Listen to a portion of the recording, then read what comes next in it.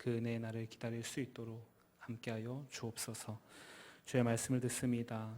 우리의 상한 마음을 주님께서 만지시고 우리의 다친 길을 주님께서 여셔서 이 시간 주의 말씀이 우리의 귓전에 머물지 않게 하시고 우리의 마음을 움직일 수 있도록 주님께서 역사하여 주옵소서. 감사하며 예수님의 이름으로 기도합니다. 아멘.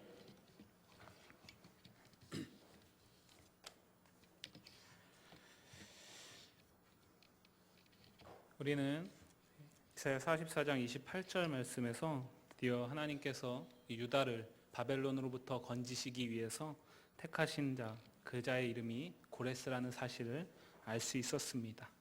그런데 그 고레스가 단순히 이 유다 바벨론으로부터 지배를 받고 있는 이 유다를 바벨론으로부터 해방시키는 그 이 세상에 역시 죽을 수밖에 없고 사라질 수밖에 없는 그 인간 고레스가 아니라 궁극적으로는 참 목자 되시는 예수 그리스도를 바라보게 하는 것임을 말씀을 통해 살펴볼 수 있었습니다. 오늘 말씀 보시면 오늘 말씀에서도 1절 말씀에서 하나님은 고레스를 역시 부르십니다. 그런데 오늘 1절 말씀에서는 목자가 아니라 기름 부음을 받은 자라고 고레스를 칭해 주십니다. 구약에서 기름 부음을 받는 직분은 세 가지가 대표적으로 있습니다. 왕과 제사장과 선지자입니다. 이들은 모두 이스라엘과 하나님 사이에 중요한 역할들을 감당하는 자들입니다. 먼저 왕을 한번 생각해 보겠습니다. 구약의 역사 가운데 왕은 이스라엘 민족에게 왕은 사사시대 이후에 등장하게 됩니다. 사사시대를 지내면서 이스라엘 민족들이 그 주변 국가들이 왕의 통치를 받으면서 그들을 부러워하기 시작하고 자신들에게도 왕이 필요하다라는 것을 생각하기 시작합니다. 그리고 사무엘에게 왕을 요구합니다. 하나님께서 그 사무엘을 통해서 왕을 허락하시죠. 그래서 초대왕 사울과 이스라엘 민족에게 성군으로 지금도 기억되고 있는 다윗이라는 왕이 배출되면서 왕정이 시작되게 됩니다. 그런데 이 이스라엘은 그 주변의 다른 이방 나라들과는 달리 똑같이 왕을 세웠지만 실제적으로 여전히 이 이스라엘의 왕은 하나님이시라고 성경은 말하고 있습니다. 그럼에도 불구하고 하나님은 왕을 이 땅에 세우셨다라는 것입니다. 그리고 그 왕을 세울 때 기름 부음을 통해서 왕을 세우시는 장면을 우리가 구약 성경에서 볼 수 있습니다. 그것은 무엇이냐면 하나님께서 자신의 민족, 자신의 백성을 대신해서 하나님을 대신해서 하나님의 뜻 가운데 통치할 수 있도록 왕이라는 직분을 세우셨다라는 것을 말합니다. 비록 자신이 왕이지만 세상의 다른 왕과는 달리 하나님이 세우신 하나님의 대리자로서 하나님의 백성을 통치하는 역할을 하게 된다라는 것을 기름 부음이라는 행위를 통해서 보여주고 있는 것입니다. 제사장은 어떻습니까? 제사장은 제사라는 중요한 역할을 감당하는 자입니다.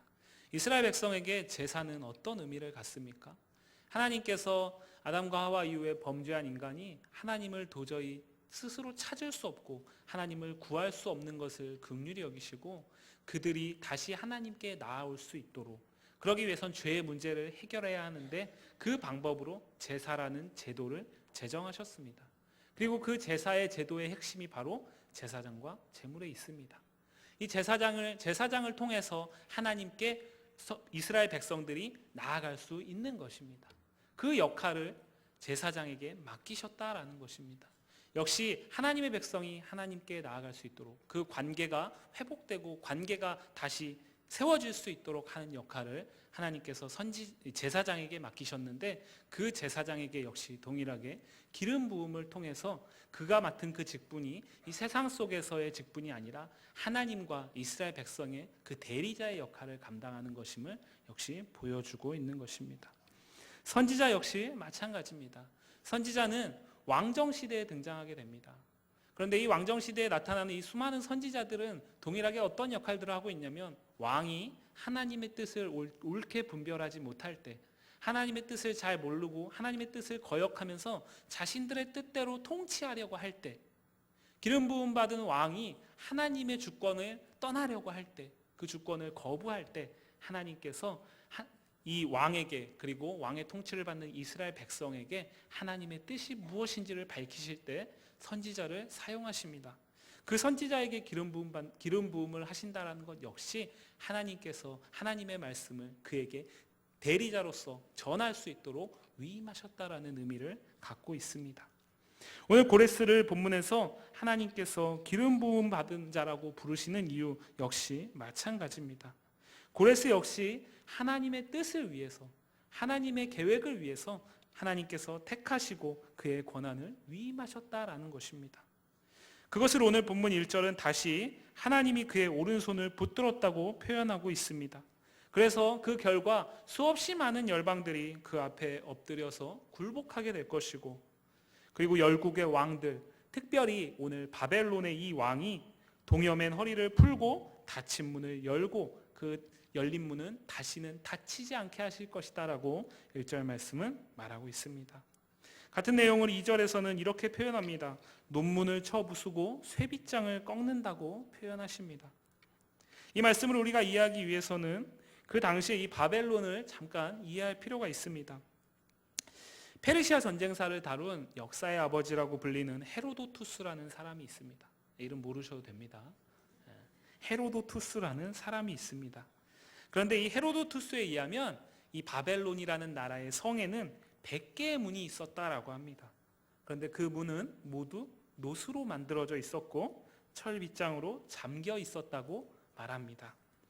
역사적으로도 세계사적으로도 이 바벨론을 무너뜨린 바사 왕국, 그 페르시아 왕국은 히타이트족이라는 그 민족으로 대표됩니다. 그런데 이 히타이트족은 철기 문명을 앞세웠던 민족입니다. 그래서 청동기 문명에 여전히 머물러 있었던 바벨론, 이 논 문명에 머물러 있었던 바벨론을 강한 철 문명을 가지고 점령할 수 있었던 것입니다. 이렇게 볼 때 바벨론은 아직 철기 시대에 진입하지 못하여서 논 문명으로 대표되는 나라이고, 오늘 그 논문은, 본문에 나오는 논문은 바로 바벨론을 의미하는 것입니다. 그러면 이게 무슨 뜻입니까?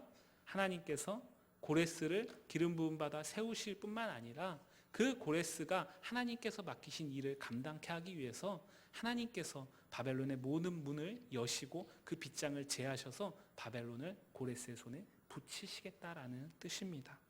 하나님께서 고레스보다 앞서가셔서 험한 곳을 평탄하게 하신다라고 2절 말씀은 말하고 있습니다. 내가 너보다 앞서가서 험한 곳을 평탄하게 한다라고 말합니다. 이것은 하나님께서 고레스에게 맡기시고 그냥 고레스가 할 수 있도록 내버려 두는 것이 아니라 오늘 본문에서 이것을 행하시는 이는 분명 하나님이심을 강조하고 있는 것입니다. 하나님께서 이 땅에서는 고레스라는 왕과 바사라는 민족, 나라를 통해서 바벨론을 멸망시키는 것처럼 보이지만 사실 그 모든 것들을 먼저 하나님께서 행하신다라는 것을 오늘 1절과 2절 말씀은 우리에게 말하고 있습니다. 또한 이 논문을 쳐서 부수고 쇠빗장을 꺾는다라는 이 표현은 오늘 본문에만 등장하는 것이 아니라 시편 107편 16절 말씀에서 하나님의 그 위엄, 하나님의 능력을 나타낼 때 이 표현이 나타나고 있습니다. 다시 말씀드려서 오늘 본문은 하나님이 택한 고레스, 그를 기름 부음 받은 자로 소개하지만 그 고레스에 집중하는 것이 아니라 고레스에게 기름을 부으시고 고레스에게 능력을 주시고 그리고 고레스를 통해서 이스라엘을 회복시키실 하나님을 집중케 하는 것입니다. 모든 것이 하나님의 앞서 행하심을 2절 말씀은 분명히 말하고 있습니다. 이렇게 하나님이 앞서서 먼저 바벨론을 무너뜨리시고 열린 문, 꺾여버린 그 빗장 가운데 그냥 이제 고레스는 군대를 이끌고 바벨론을 들어가기만 하면 됩니다. 그렇게 무혈 입성하게 될 고레스에게 하나님은 무엇을 약속하고 있냐면 바벨론의 보화와 숨겨진 재물을 주실 것이다 라고 말하고 있습니다. 왜 그것을 주신다라고 말씀하시냐면 그를 통해서 고레스를 부르시고 고레스에게 기름을 부으셔서 고레스를 택하신 이가 바로 여호와 이스라엘의 하나님임을 알게 할 것이라고 말씀하고 있습니다. 이렇게 볼 때 하나님이 고레스를 기름 부음 받은 자로 택하시고 그를 통해서 바벨론을 내어주시고 온갖 바벨론의 보화와 숨겨진 재물들까지 다 넘기시는 이유는 무엇입니까? 고레스가 여호와 하나님이 이스라엘의 하나님임을 알게 하기 위함입니다. 근데 우리는 여기서 의문을 가져야 합니다. 왜냐하면 바벨론의 지금 지배를 받고 있는 이스라엘 민족입니다. 만약에 이스라엘의 하나님이 그렇게 전능하시고 그렇게 위대하신 분이라면 하나님께서 바벨론에게 이스라엘을 붙이실 리가 없겠죠. 그런데 그 바벨론을 하나님이 꺾으신 게 아니라 오늘 바사라는 나라가 다시 점령합니다. 우리는 말씀을 통해서 보기 때문에 하나님이 하신 것이다 라고 알 수 있지만 이 고레스 입장에서는 이 말을 이해하기가 힘들었을 것입니다. 아니, 이해하는 게 불가능했겠죠. 왜냐하면 이제 자신이 바벨론을 접수하게 되면, 점령하게 되면 들어가서 바벨론 아래 피지배 민족으로 살고 있던 이스라엘 민족 역시 이제는 자신이 지배해야 할 자들 아니겠습니까? 그런데 어떻게 보면 종이고 어떻게 보면 노예일 수 있는 그 이스라엘의 하나님을 알게 하기 위해서 오늘 하나님께서 바사, 고레스에게 바벨론을 붙이셨다라는 것입니다. 이 말씀을 이해하기 위해서 우리 잠깐 에스라 1장으로 가보도록 하겠습니다. 구약성경 에스라 1장 1절부터 4절까지 말씀 잠깐 보도록 하겠습니다. 빨간 끈으로 잘 표시해 두시고요. 에스라 1장으로 잠깐 가도록 하겠습니다. 구약성경 711페이지, 10페이지, 11페이지에 있는 것 같습니다. 에스라 1장 1절부터 4절까지 우리 교독하겠습니다.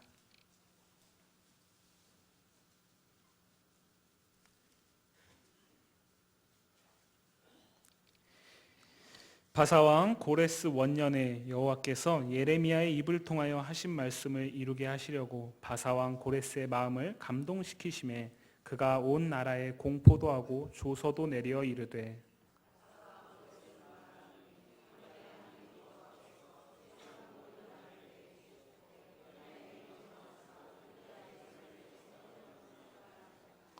이스라엘의 하나님은 참 신이시라. 너희 중에 그의 백성된 자는 다 유다 예루살렘으로 올라가서 이스라엘의 하나님 여호와의 성전을 건축하라. 그는 예루살렘에 계신 하나님이시라.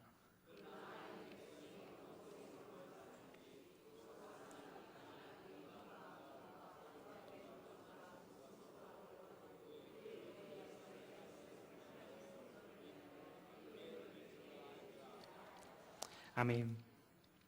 오늘 에스라 말씀을 보시면 하나님께서 고레스의 마음을 감동시키셨다라고 말합니다. 그런데 무엇 때문이냐면 예레미야의 입에 두신 말씀을 이루시게 하기 위해서. 무엇입니까? 바벨론으로부터 70년 포로 이후에 회복시키신다라는 그 예레미야의 예언을 이루시기 위해서 이 바사왕 고레스의 마음을 감동시키셨고 그 고레스를 통해서 온 나라의 공포도 조서도 내렸다라고 말합니다. 그런데 이 바사왕 고레스가 오늘 3절 말씀에서 이스라엘의 하나님이 참 신이시라라고 고백합니다. 그리고 나서 이후에 고레스가 하는 행동들을 보면 온전히 이스라엘을 위한 일들이 이루어지고 있습니다. 무엇이냐면 오늘 이 고백은 고레스가 하나님이 진짜 신이시구나. 이제 내가 우상을 다 버리고 하나님 온전히 이분만을 섬겨야 되겠다라는 그런 고백이 아니라 하나님께서 그의 마음을 감동시키셔서 하나님의 뜻을 이루는 도구로 삼으신다라는 뜻입니다. 그렇기 때문에 고레스는 이 바벨론을 자신이 점령하면서 하나님께서 주시는 모든 것들을 통해서 하나님이 이스라엘을 얼마나 사랑하시고 이스라엘을 향한 그 모든 언약들을 이루시고 지키시는 하나님임을 알게 될 것이다라는 것을 오늘 이사야 45장은 말하고 있는 것입니다. 전승에 의하면 고레스의 묘비에서 이 마루둑이라는 신을 찬양하는 내용이 발견되었다고 합니다. 이 마루둑은 바벨론의 대표적인 우상신입니다. 이렇게 볼 때 고레스가 하나님의 그 부으심 가운데 택하심 가운데 하나님께로 온전히 돌아섰다라는 것은 말이 되지 않는 것입니다. 순간적으로 그냥 그 상황 가운데 하나님께서 필요하셔서 그냥 그가 하나님을 알지도 못하는 고레스가 어느 날 갑자기 이스라엘을 귀환하라고 명할 수 있겠습니까? 불가능하죠. 그렇기 때문에 하나님께서 그의 마음을 감동시키셔서 그를 하나님의 그 이스라엘을 향한 언약 그것을 성취하시는 도구로 쓰신다라는 것을 오늘 이렇게 에스라 말씀과 이사야 말씀은 우리에게 말하고 있는 것입니다. 이런 표현이 또 등장하는 곳이 있습니다.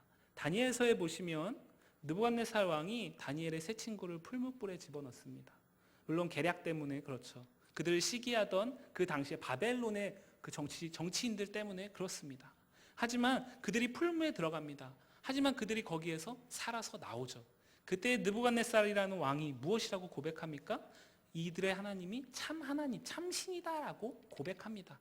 그렇다 해서 우리가 이 느부갓네살이 하나님을 온전히 섬겼다, 우리처럼 온전히 하나님께로 돌이켰다라고 이해하지 않습니다.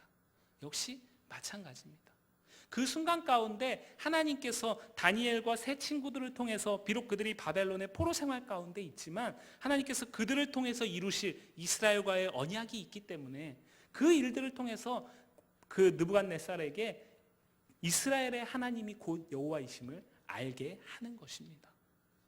그렇게 이해하시고 말씀을 계속 보도록 하겠습니다. 다시 이사야로 가서 4절 말씀은 그것을 분명하게 밝히고 있습니다. 무엇이라고 말합니까? 내가 나의 종 야곱, 내가 택한 자 이스라엘 곧 너를 위하여 내 이름을 불러 너는 나를 알지 못하였을지라도 내게 칭호를 주었노라. 아멘. 무엇입니까? 하나님께서 고레스를 택하셨는데 고레스가 하나님을 먼저 구한 것도 아니고 고레스가 하나님을 잘 안 것이 아니라 고레스는 하나님을 듣지도 보지도 알지도 못했다라는 것을 분명하게 말하고 있습니다. 그런데 그를 하나님을 알지도 못하는 그를 불러서 하나님께서 칭호를 주셨다라는 것입니다. 오늘 본문에서 말하는 칭호는 무엇이냐면 1절 말씀에 나오는 기름 부음 받은 자라는 칭호입니다. 이 칭호를 주셨습니다. 이 칭호를 받을 수 없고 이 칭호를 주신 하나님을 알지도 못하는 고레스에게 이 칭호를 주셨다라는 것입니다. 누구를 위해서? 내가 나의 종 야곱, 내가 택한 자 이스라엘을 위해서 주셨다라는 것을 하나님은 다시 한번 말하고 있습니다. 하나님께서 고레스를 택하신 첫 번째 이유는 고레스를 통해서 고레스가 번성하기를 원하셔서가 아니라 고레스를 통해서 하나님이 이스라엘의 하나님임을 밝히기 위함입니다.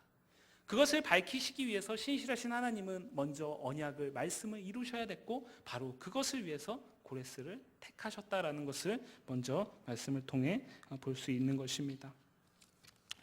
계속해서 말씀 보시면 5절 말씀 보시면 나는 여호와라 나 외에 다른 이가 없나니 나밖에 신이 없느니라 너는 나를 알지 못하였을지라도 나는 내 띠를 동일 것이요 라고 말씀하시고 있습니다.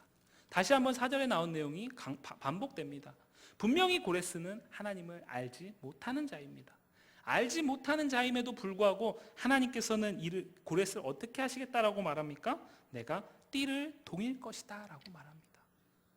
고레스에게 하나님께서 띠를 동일 것이다 라고 말합니다. 고레스가 섬기고 있는 마르둑이라는 신이 있습니다. 그런데 하나님은 무엇이라고 말합니까? 나는 여호와라. 마르둑은 나와는 비교할 수 없는 신이다.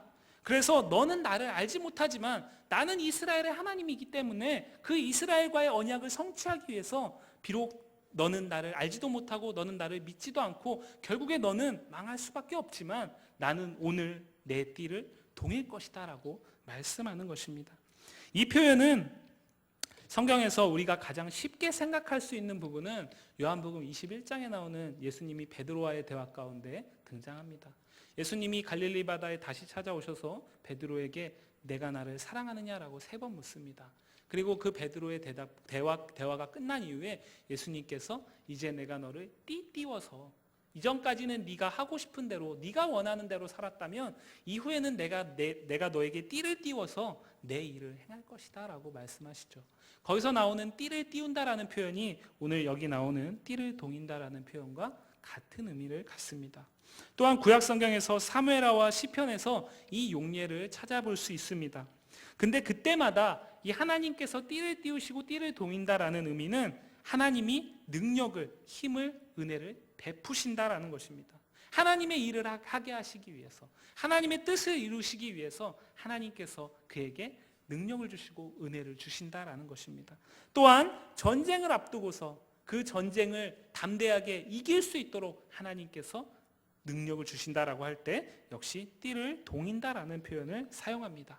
그리고 또 한 곳 시편에서는 여호와로 인해서 기뻐하는 존재가 되도록, 여호와로 인해서 하나님께 영광 돌리면서 그 안에서 참 기쁨을 누리는 존재가 되도록 하실 때 하나님께서 띠를 동이신다라는 표현을 사용하고 있습니다. 본문에서도 역시 그런 의미입니다. 고레스는 하나님을 알지 못하지만 그래서 그가 스스로 하나님의 도움, 하나님의 능력, 하나님의 힘을 구할 리가 없습니다. 아마 구한다면, 그것이 필요하다라고 느낀다면 자신이 섬기는 마르둑을 찾아갈 것입니다. 그러나 하나님은 그가 알지 못할지라도 하나님의 일을 행하시기 위해서 그에게 하나님의 능력으로, 하나님의 힘으로 띠를 동이게 하셔서 바벨론이란 나라를 점령케 하시고, 그 바벨론을 점령한 이후에 이스라엘과의 언약을 이루시겠다라는 것, 그것을 위해서 오늘 내가 너를 붙들겠다라고, 오늘 내가 너를 사용하시겠다라는 표현을, 띠를 동이시겠다라는 표현으로 사용하고 있는 것입니다. 고레스를 하나님의 능력으로 띄우심으로써 이어지는 6절 말씀에서 해 뜨는 곳이든 해 지는 곳이든 모든 민족과 모든 열방들이 하나님만이 참 신이심을, 다른 신은 없음을 알게 하시겠다라고 계속해서 말씀하시고 있습니다. 해 뜨는 곳과 해 지는 곳, 이것은 그냥 쉽게 얘기하면 모든 열방과 모든 민족으로 이해하시면 됩니다. 그런데 이 성경 안에서 시편 50편 1절과 이 말라기 1장 11절 말씀에서 이 표현이 등장하는데, 시편 50편 1절 말씀에서는 전능하신 하나님께서 부르시는 세상, 전능하신 하나님께서 세상을 바라보시면서 말씀하실 때 이 해 뜨는 곳, 해 지는 곳이라는 표현이 등장합니다. 그리고 말라기 1장 11절 말씀에서는 특별히 우리가 주목해야 하는데, 여기서는 하나님이 택했다라고 말씀하시는 이스라엘뿐만 아니라 모든 이방 민족 가운데서도 여호와 하나님의 이름이 크게 되는 곳, 바로 그곳을 해 뜨는 곳이라고 표현하고 있습니다. 이렇게 볼 때 오늘 이 해 뜨는 곳이든 해 지는 곳이든 이라는 표현은 모든 나라와 민족을 초월해서 오늘 선택받았다라고 생각하는 이스라엘 민족들뿐만 아니라, 이 지리적인 이 조건에 얽매인 이스라엘 민족들뿐만 아니라 신약 성경에 나오는 모든 성도들, 그 열방과 나라와 민족을 초월해서 하나님의 이름을 인정하고 하나님의 이름을 부르고 하나님을 찬송하는 모든 성도들을 가리키는 것입니다. 다시 말해서 모든 열방과 민족이 하나님 여호와 외에 다른 것은, 다른 신은 아무도 없음을 알게 하시기 위해서 하나님은 오늘 고레스를 택하시고 그에게 띠를 동이신다라고 말하고 있는 것입니다. 왜냐하면 여호와 하나님만이 모든 것을 창조하시고 행하시는 분이시기 때문입니다. 7절 말씀 보시면 나는 빛도 짓고 어둠도 창조하며 나는 평안도 짓고 환난도 창조한다라고 말씀하십니다. 여호와께서 이것들을 다 짓고 창조하신다라는 뜻입니다. 그런데 말씀을 잘 보시면 의구심이 드실지 모르겠습니다. 하나님께서 빛도 짓고 어둠도 창조하신다라고 말합니다. 하나님께서 평안도 짓고 환난도 창조하신다라고 말합니다. 이 말씀은 우리에게 받아들이기 쉬운 말이 아닙니다. 왜냐하면 하나님께서 선도 짓고 악도 지으셨다라는 의미로 받아들일 수 있기 때문입니다. 이방 민족들은, 하나님을 알지 못하는 이교도들은 세상을 이원론적으로 이해했습니다. 그래서 이 세상에는 선과 악이 있고 그들이 끊임없이 충돌하면서 공존하고 있다라고 이해를 했습니다. 그래서 선이 아니면 악이고 악이 아니면 모든 것은 선입니다. 이렇게 이원론적으로 이해를 했다라는 거죠. 그런데 우리가 믿는 하나님, 그 하나님은 세상을 이원론적으로 창조하지 않으셨습니다. 하나님은 절대 선이십니다. 절대 선이신 하나님이 세상을 창조하셨을 때 창세기 1장 말씀을 보시면 보시기에 심히 좋은 것들만 있었습니다. 예전에 설교 때 한번 말씀드렸지만 거기에서 좋다라는 것은 하나님 눈에 보기에 좋다라는 의미도 같지만 하나님께서 작정하신 그 뜻대로 각자가 맡겨진 기능들을 온전히 감당하고 있었다라는 뜻입니다. 그렇게 좋게 만들어졌습니다. 그 좋게 만들어진 세상 가운데는 선만 있습니다. 뱀이 억울하게도 창세기 3장 이후에 모든 그리스도인의 주적이 되어 있지만 사실 뱀은 만들 때 선했습니다. 믿으십니까? 어려우시죠? 사실 하나님이 만드실 때는 선했습니다. 하나님이 애초에 악하게 만들지 않으셨다라는 거죠.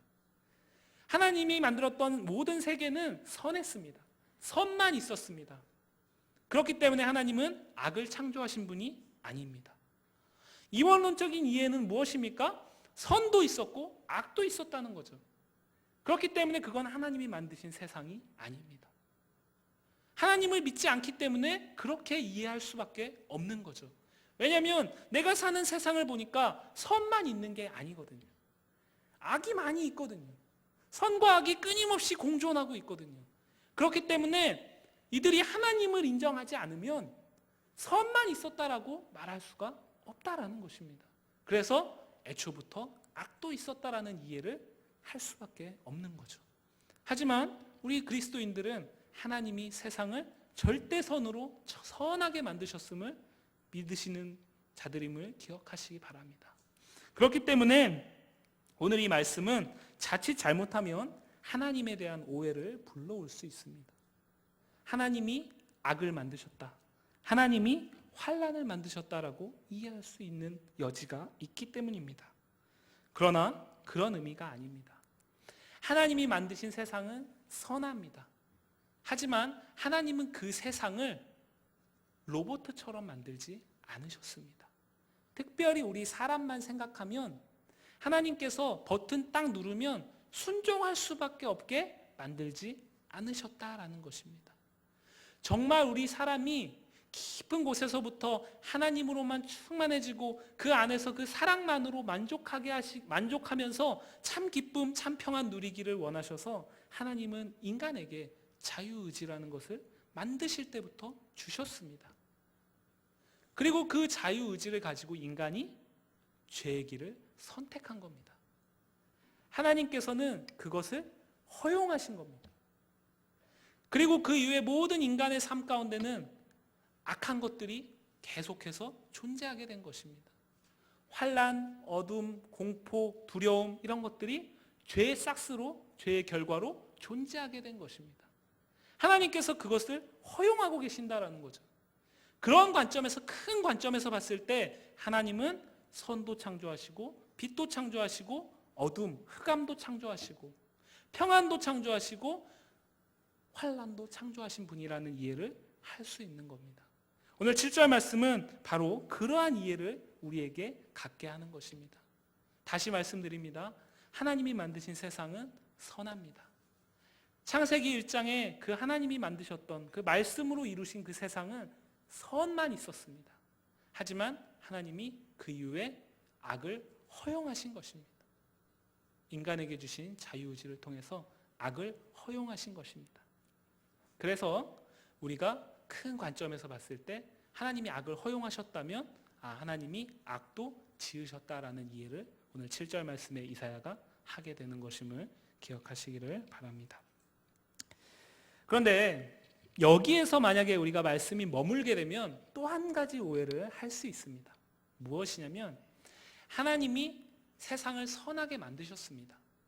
그런데 악을 허용하셨죠. 그런데 만약에 그렇게 내버려 두게 되면 하나님은 세상을 만드시고 그냥 관찰자로만 계시는 분이 돼버리고 맙니다. 실제로 이것을 주장하는 사람들이 있습니다. 하나님께서는 세상을 친히 만드셨다. 하지만 그 이후에는 스스로 알아서 잘 돌아갈 수 있도록 만드실 때부터 그렇게 만드셨다. 그래서 세상은 지금은 하나님의 섭리 가운데 속해 있지 않다라고 이해하는 사람들이 있습니다. 7절 말씀에서 우리가 머물러 버리게 되면 하나님이 악을 허용하셨어.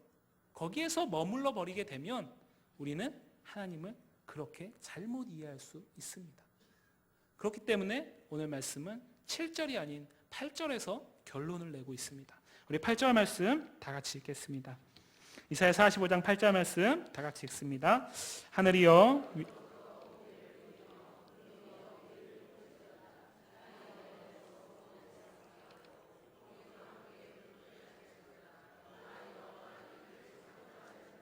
아멘.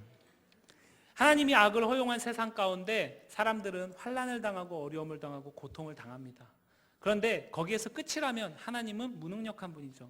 그런데 거기서 끝이 아니다라는 것을 오늘 8절 말씀은 말하고 있습니다. 위로부터 하늘에서 하나님의 공의가 물붓듯이 부어질 것이라고 말하고, 그리고 땅에서부터는 그 하나님의 부어지는 공의를 받고서 구원의 싹이, 공의가 움틀 것이다 라고 오늘 8절 말씀은 말하고 있습니다. 그리고 이 모든 것들을 여호와 하나님께서 창조하셨다라고 마무리하고 있습니다. 무엇입니까? 하나님께서 비록 세상 가운데, 하나님께서 만드신 선한 세상 가운데 악이 들어오는 것을 허용하셨지만 하나님께서 그냥 그렇게 내버려 두지 않으신다라는 것입니다. 하나님께서 그 공의를 언젠가는 이 세상 가운데 부으실 것이고, 그 공의가 부어질 때에 모든 것들은 다시 하나님의 뜻 가운데 회복될 것을 오늘 8절 말씀은 말하고 있는 것입니다. 그런데 오늘 우리가 이 말씀을 단지 유대인의 이스라엘의 역사 가운데서만 바라보게 되면 이 2014년 대한민국을 사는 우리에게 별다른 의미가 없는 말씀이 되어버리고 맙니다. 이 시대를 사는 우리에게는 이 말씀이 무슨 의미가 있겠습니까?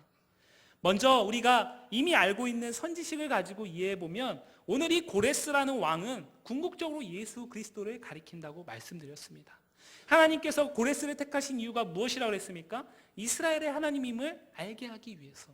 하나님께서 예수 그리스도를 보내신 이유가 무엇이겠습니까? 세상이 하나님의 백성을 위한 하나님임을 알게 하기 위해서. 영적 이스라엘 백성을 위한 하나님이심을 알게 하기 위해서 하나님께서 예수 그리스도를 이 땅에 메시아로 보내주신 것입니다. 바로 그 메시아가 기름 부음 받은 자라는 의미를 갖고 있습니다. 그 메시아를 통해서 하나님께서는 이 땅이 하나님의 백성을 위한 하나님임을 알게 하기 위해서 예수 그리스도를 보내주셨는데, 그 예수 그리스도는 이 땅에 오셔서 무엇을 하셨습니까? 십자가를 지셨습니다. 그리고 그 십자가의 공의를 힘입어서 우리가 구원을 받은 것입니다. 그것을 오늘 이사야 45장 8절 말씀으로 이해를 하면, 하나님께서 위로부터 공의 되시는 예수 그리스도를 이 땅에 보내주셔서 그 공의의 물붓듯이 부으심 가운데 이 땅에 있는 죽어가는 많은 사람들이 그 구원의 그 공의 되시는 예수 그리스도를 믿음으로 구원의 싹을 얻게 되었다라는 것으로 이해할 수 있습니다. 그러면 오늘 우리 목사님 오전에 말씀하신 말씀과 같은 맥에서 이해할 수 있는데, 무엇이냐면 나무가 싹이 나서 거기서 머물러 버리지 않습니다. 싹이 나면 어떻게 해야 됩니까? 자라야 됩니다. 그리고 그것이 자라서 열매를 맺어야 되죠. 우리가 그 열매를 맺기까지 이 땅에서는 오전에 목사님 빌립보서 말씀대로 이야기하면 경주자의 삶을 사는 것입니다. 시작은 하나님께서 하셨고, 그 시작 가운데 우리는 구원의 싹을 예수 그리스도를 믿음으로써 얻었습니다. 분명히 우리는 이대로 자라서 놀랍게 열매 맺을 것입니다. 종말론적인 구원을 우리는 분명히 이미 받은 자입니다. 하지만 그때까지 우리는 이 세상에서 그 싹 틔운 것들을 계속해서 자라게 해야 하는 것입니다. 그건 역시 누가 하신다라는 것입니까? 여호와 하나님께서 하신다라는 것입니다. 사랑하는 성도 여러분, 오늘 말씀을 통해 어떤 하나님을 보셨습니까? 우리 하나님께서는 우리를 얼마나 사랑하시는지 오늘 말씀을 통해 말하고 있습니다. 하나님을 알지도 못하는 자들까지 우리와의 그 약속, 우리와의 그 사랑, 그것들을 지키시기 위해서 하나님께서는 그를 감동하시면서 그에게 띠를 동이시면서까지 하나님의 일을, 하나님의 창조를 행하시는 분임을 기억하시기를 바랍니다. 아울러서 우리가 사는 이 세상, 하나님께서 계신다면 왜 내가 이렇게 힘들까? 왜 내가 이렇게 고난당할까? 왜 내가 이렇게 환난 가운데 처할 수밖에 없을까? 마치 이스라엘 백성들이 그러했기 때문에 유다가 바벨론에게 망한다라는 사실을 믿을 수 없어서 예레미야 선지자를 거짓 선지자로 몰아붙인 것처럼, 우리 역시 이 세상이 너무나 어려울 때에는 하나님이 계신다면 왜 나를 이렇게 내버려 두실까라는 그런 의문이 드실 때에 그것이 끝이 아니라 분명 하나님께서는 우리를 회복하시는 놀라운 공의를 베푸신다라는 사실을 기억하시기 바랍니다. 이 자리에 있는 우리 모두는 이미 그 공의의 부으심의 구원의 싹 되시는 예수 그리스도를 받은 자입니다. 그러한 우리에게 삶의 환난과 고난과 염려가 있을 수밖에 없는 것을 우린 너무나 잘 알고 있습니다. 그럼에도 불구하고 그 가운데 낙담치 않는 것은 분명히 우리는 비록 싹이지만 언젠가는 자라서 하나님의 때에 놀라운 열매를 맺을 것이기 때문입니다. 그 사실을 확신하시면서 그 은혜를 가지고 이 험한 세상, 하나님이 악을 허용하셔서 우리의 죄 가운데 어쩔 수 없이 환난이 있을 수밖에 없는 이 세상 가운데서 흔들림 없이 구원의 경주자의 삶을 이어가시기를 주님의 이름으로 간절히 축복합니다. 기도하겠습니다. 우리 시간 함께 기도하겠습니다. 하나님,